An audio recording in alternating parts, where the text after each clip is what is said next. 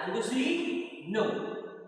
जर 4 चा घात विषम संख्या असेल तर तुझा एकक स्थानाचा अंक 4 असेल आणि 9 चा घात विषम असेल तर एकक स्थानाचा अंक 9 असेल. पण इथं चेंज झाला.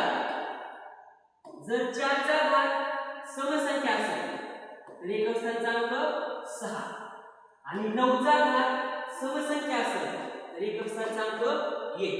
आता एक्झाम्पल बघ. समज माझ्याकडे 24 आहे आणि 24 चा घात 11.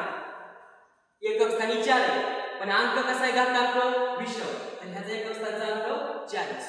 इथं बघ 24 आहे त्याचा घात किती केला मी आता 12. एकक स्थानी 4 आहे घात कसा आहे समसंख्या डायरेक्ट घेऊन टाक 6. बाकी क्रिया करायची नाही.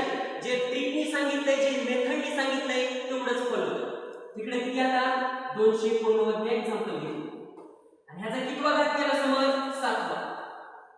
एकक स्थानी कोण आहे 9. 9 च्या डोक्यावर कसली संख्या आहे विषम संख्या डायरेक्ट उत्तर 9 नंतर 289 आणि ह्याचा कितवा घात आहे समज 8वा. एकक स्थानी 9 आहे डोक्यावर काय त्याच्या समसंख्या डायरेक्ट उत्तर 1. जेवढे नियम दिले तेवढे फक्त फॉलो कर. नाही समजलं व्हिडिओ एकदा परत बघ तुझ्या सगळं लक्षात येईल.